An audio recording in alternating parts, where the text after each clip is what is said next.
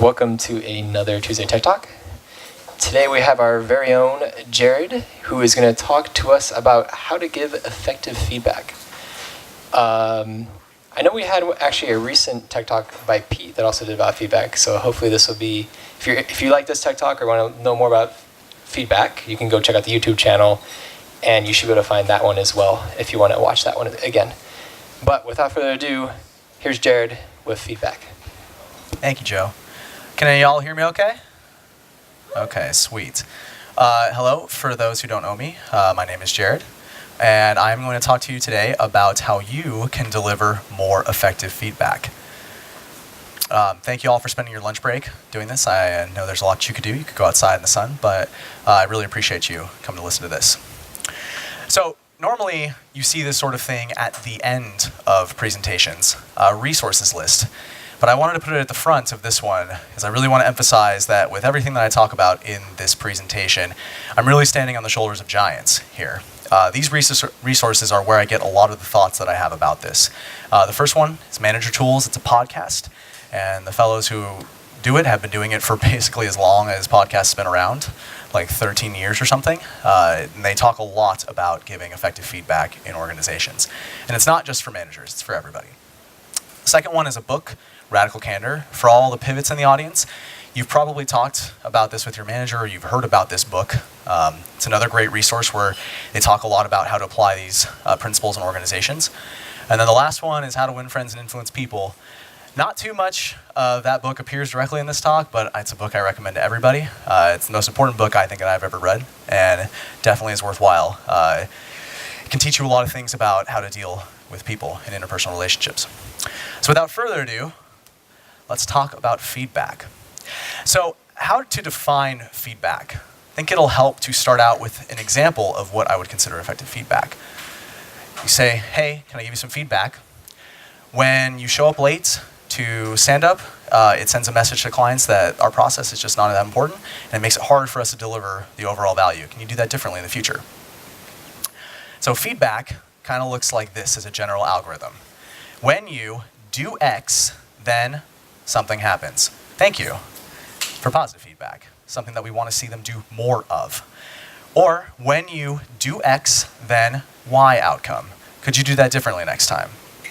Two forms of feedback, one positive, one negative. And these are just the general forms and examples. We can have another definition of the feedback. And again, the feedback that I'm talking about here is the interpersonal sort of feedback. Let's define it as signaling that happens in direct response to specific behavior with the purpose of influencing future behavior. It's a mouthful, but it's an important concept.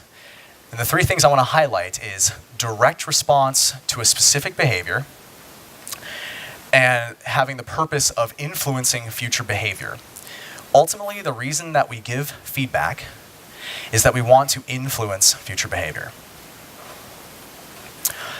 Feedback is explicitly not a shaming tool. It's not something that we use to punish folks. We don't want to punish to get them to change their behavior.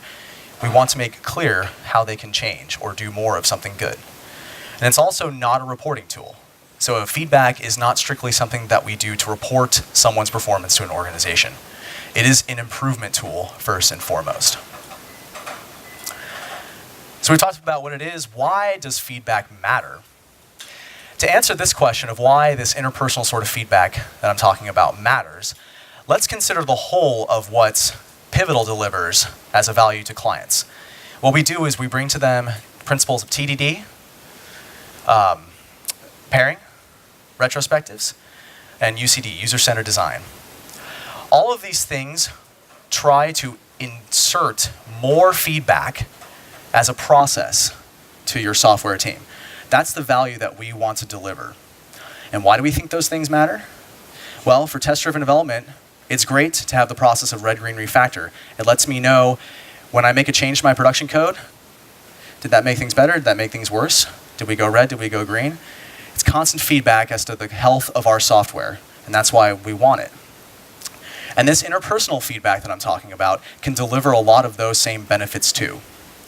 When we're always talking to each other, frankly, about performance, when we're talking about the things that we're doing that are bad and good, They allow us to know how we need to adjust our behavior so that we can get the better results that we're all looking for all the time. And that's why feedback matters. So now you might be wondering, okay, cool, so why deliver this presentation? The reason that I want to deliver this presentation today is because everybody, myself included, could deliver a lot more feedback than we do. An awful lot of people and an awful lot of organizations deliver no feedback at all. None of this interpersonal feedback whatsoever. And when we don't deliver as much feedback as we could, we're literally leaving money on the table. We're leaving improvements on the table. And so I want to deliver this presentation today to talk about that, encourage everyone to deliver more feedback, and give you specific tools that you can use to help you down that path. So if most of us are not giving enough feedback or don't give any feedback at all, the question then becomes, why do we struggle to give feedback? And I think that there are three primary reasons that people struggle to give feedback in general. The first is that we don't know when to give feedback, right? And there are a lot of tools that we have to give feedback that reinforce one particular sort of feedback timing. And to illustrate this, I'm going to pick on an internal pivotal tool. It's called the feedback app. And essentially, you enter some feedback into it, and you can send it to the person through this app, and you also can optionally send it to their manager.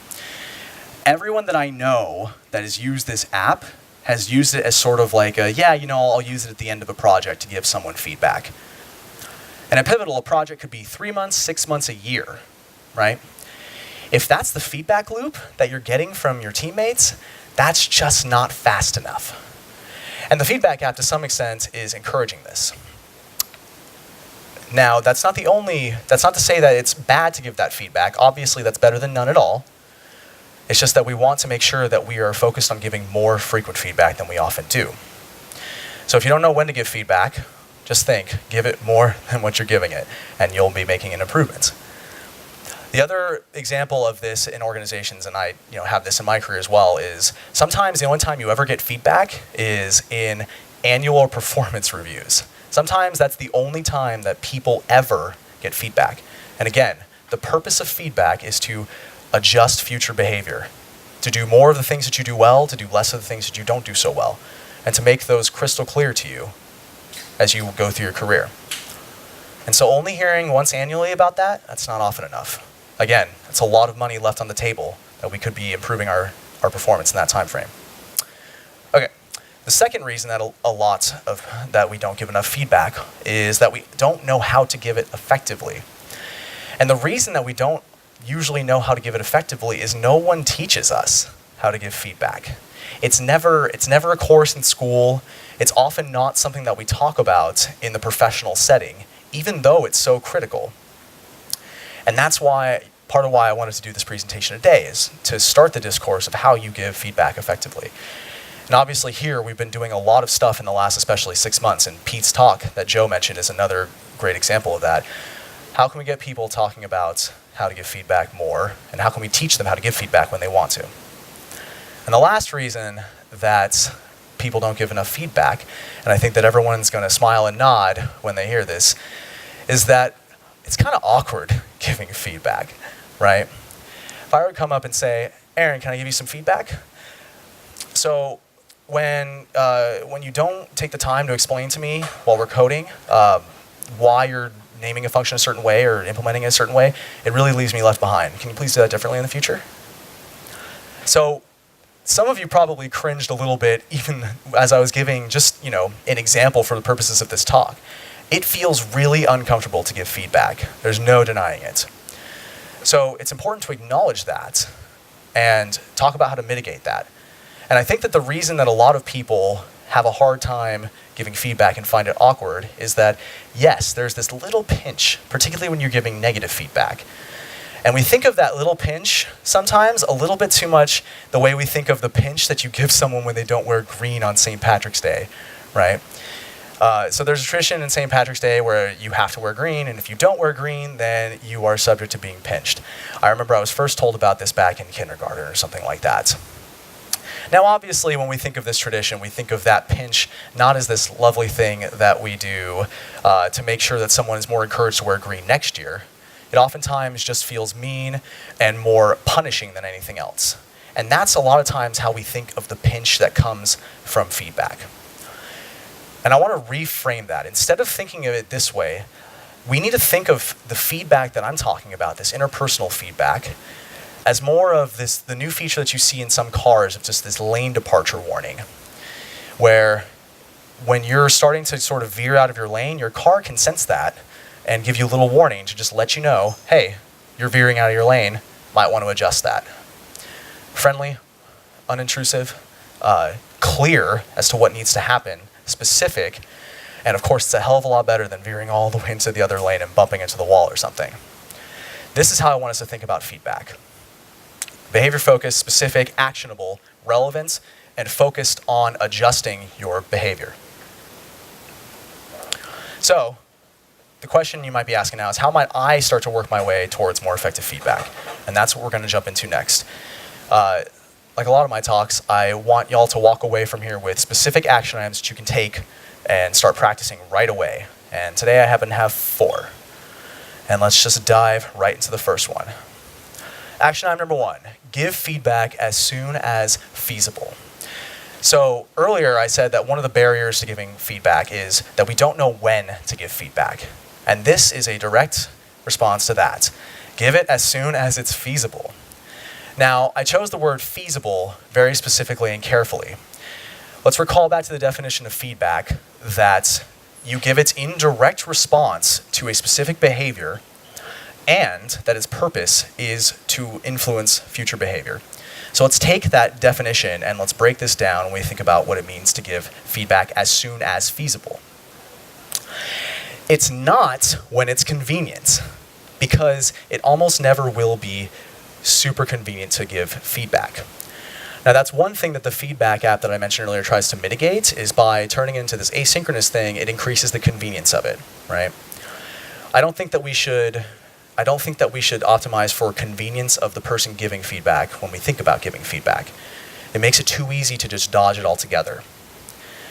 The second aspect is you don't want to wait until it's comfortable to give feedback, because as we talked about with that third barrier, it might never feel comfortable to give feedback.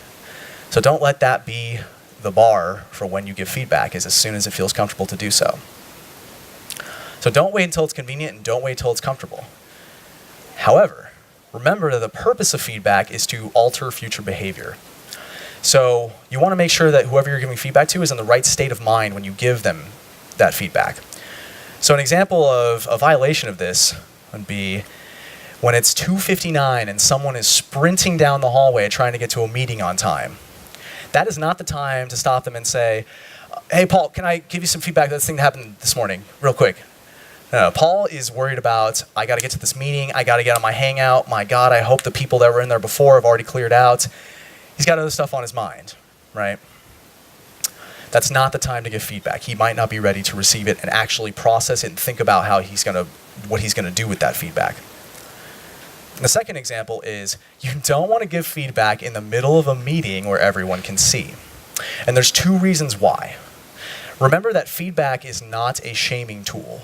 It won't be effective if we shame with it. And oftentimes, giving feedback in a public space, whether it's negative or positive, can draw a light on the person receiving the feedback that can make them feel embarrassed. And if they're feeling embarrassed, then they might not be ready to take that feedback and think about how they want to alter their future behavior.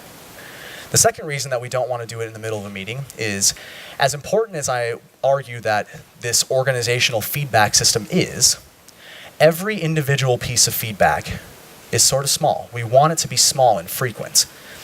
And stopping an entire meeting, or interrupting a meeting that you're a part of, or stopping your focus on a meeting that you're a part of so that you can give a feedback, sends the wrong message. It sends this message that this instance is a big deal, capital B, capital D. And that's not what we want the discourse of feedback to turn into. We want it to be like breathing. Do you think about every individual breath that you take? No, of course not. That's how we want to think about feedback. We want it to be that easy and that fluid. So, striking the balance of giving feedback frequently when it's relevant and where the action to take from it is clear, with making sure that the person's going to be ready to receive it. That's what you must do. Okay. Action item number 2, eliminate all forms of to be from your feedback. Now remember that it's important that our feedback is behavior focused and specific. Now, let me share 2 bad examples of feedback that I've actually heard before. You are great at facilitating IPMs. Really? Which part? That IPM was an hour. Was it like the slides that I did before, or was it the time that I spent waiting to hear from everyone? I don't know. I'm glad to know I am great at it, but it's not really actionable and it's not specific. Second example is you need to be a better communicator when you're pairing. Again, you might be able to think about why they're telling you this feedback. You might be able to even think of some ways to be a better communicator, but that's not clear. And you can't report on that. You can't follow up with people to say, hey, am I being a better communicator? That's hard. Better examples of this. Hey, so when you specifically asked that engineer what she thought about the way that story sounded, it led to a higher quality conversation during that IPM. Thank you. It's unambiguous, the good thing that we're giving them feedback about. The specific action that they took that led to the better outcome is unambiguous here. This PM now knows that they need to do that again in the future. And if they do that more, it's going to give us a better outcome. That's what we want from this positive feedback. And now the other example. Hey, when you don't take time to explain why you chose to name this function in that way, it can make your pair feel left behind. Can you do that differently in the future? Sure, like this is part of being a good communicator, but this is better feedback because this makes it crystal clear what they did that needs correcting, how they can change their behavior so that we get the better outcome of a pair feeling like they're involved in the whole discourse. Bonus round, eliminate the phrase "Leica" and the word "act" from your feedback. And the example I have of this is real feedback that I heard someone receive at a previous job is, hey, you were a real jerk in that meeting, don't you know? Right? So this rule is to keep that person from saying, oh, okay, I know how to fix this. Hey, can I give you some feedback? You acted like a jerk in that meeting just now. What we want to do is we want to give ourselves hard language rules that make it easier for us to come up with the actionable, behavior-focused, and specific feedbacks that people actually can use to change their behavior in the ways that we want. Okay, action item number 3. Start by delivering only positive feedback. So remember that we had 3 barriers to feedback that we went over just a bit ago, earlier in this slide. This is directly targeted, laser targeted at addressing that third one, which is that it's awkward to give feedback. So oftentimes when we think about giving feedback as a practice, we have how do I form effective feedback and how do I deal with the knot in my stomach that I get when I have to give someone feedback. These are real problems that people face. So what we can do is we can sort of get rid of that second problem. Would you have a hard time giving someone positive feedback, telling them the things that they do well? I bet you wouldn't. So that lets us solve the challenge of how do I form effective, actionable feedback. This lets you practice that skill first and develop that ability first without having to solve the problem of how do I deal with the knot in the stomach I get when I give feedback. And it's good. So you get to solve one problem before another. Now, action item number 4 is related to this, so we'll just jump right into it. Action item number 4 is even once you do start giving negative feedback, you should give much, much, much more positive feedback than negative feedback. And you might be wondering why this is. If you recall to the definition of feedback that we presented at the very beginning of this, in no way did that definition actually bind us to feedback being positive or negative. Feedback is signaling in direct response to behavior with the purpose of altering future behavior, whatever that means. A lot of times when we think of feedback, we think that the only useful sort of feedback is the feedback where I say you did something wrong and you need to do it better in the future. And that's just not true. Because what actually reflects reality is that most stuff that happens in an organization every day, this one and other ones around the world, is good. Most of the stuff that people do benefits the organization and delivers value. It's just that we have this culture in most organizations where we think that when someone does stuff that's good, they're just doing their jobs. They're just doing what they're paid to do, right? And that ignores the reality of it, which is that contracts are not binding. The contract that we enter when we enter into an organization, it's not destiny. And so that means that the good stuff that people do in an organization every day, the stuff that we come to think of as blasé, is not blasé. It's worth giving feedback on. It's worth letting people know, especially people who are early on in their careers, who have no idea what behaving well in an organization looks like. Give them that feedback. The feedback can be as extreme as, hey, Nick, can I give you some feedback? So when you show up every day on time for stand-up, it really just sends this message to the client that this matters, all part of our process matters. And it makes the whole argument that we make convincing, and it makes it easier to deliver that value, so thank you. I just gave Nick positive feedback for showing up on time, right? It's almost unthinkable in most places, right? We would only ever give Nick feedback if that one time that he shows up late. That's often the culture. I give my computer some feedback here.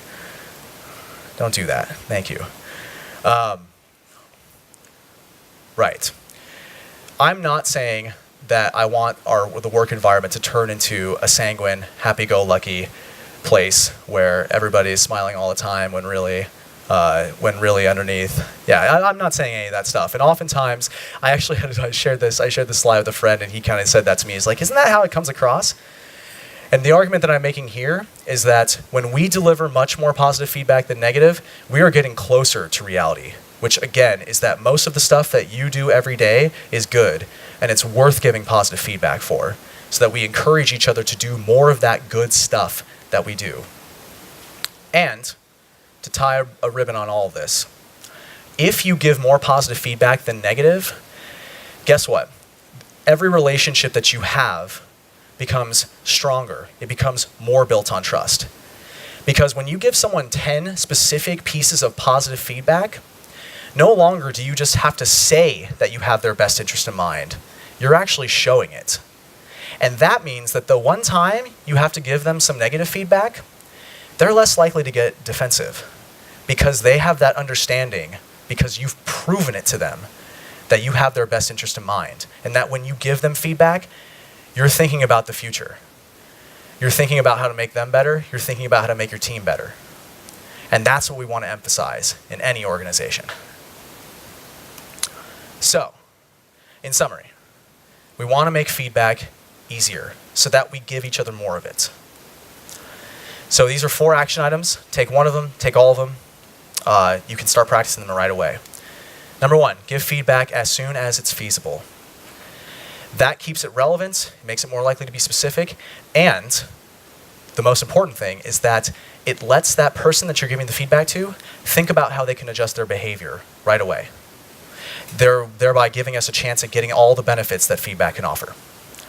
Action item number 2, eliminate all forms of to be from your feedback. Force yourself to use language that funnels you into the specificity that makes feedback actionable. Action item number 3, start by delivering only positive feedback. It's hard to give feedback. It feels awkward. It feels less awkward when you're telling someone the good that they do. And there's a lot of value in telling someone the good that they do, because they might not even realize how much value it delivers. So let's tell them. Action item number 4 is, even once you start giving negative feedback, give much, much more positive feedback than negative. Not because it's the nice thing to do, but because it accurately reflects reality, which is that most of what happens in organizations every day is good and delivers value. And we want the feedback, the discourse that we have as professionals together to reflect that reality. That's it. Any questions? Aaron. My first question is, the feedback you had from me, was that real? Because I totally do that. I don't explain why I didn't get it very well. That was not feedback. It was only an example. You were sitting in front, so I picked on you. That's good timing. And then the other question I had was, you mentioned not doing does that apply to positive feedback as well? Do you also still like wait for a moment when you have their attention? Like all the rules still apply to positive feedback? Yeah, it's a great question. So for the video, if you can't hear, so Aaron's question was trying to avoid giving feedback in a very public setting for fear of embarrassing them and putting them in a bad state, not thinking about the future. Does that apply to positive feedback too? The answer is yes. So I'm actually an example of someone who, even positive feedback, I don't like to receive that publicly. I would prefer someone who has that kind of feedback to give, like take me to the side, just deliver it real quick. It only takes 5 to 7 seconds to deliver the feedback that we're talking about. And yeah, I would receive it a lot better. And that's just, an example. But I think that there are a lot of folks who are like that. Good question. Jeff.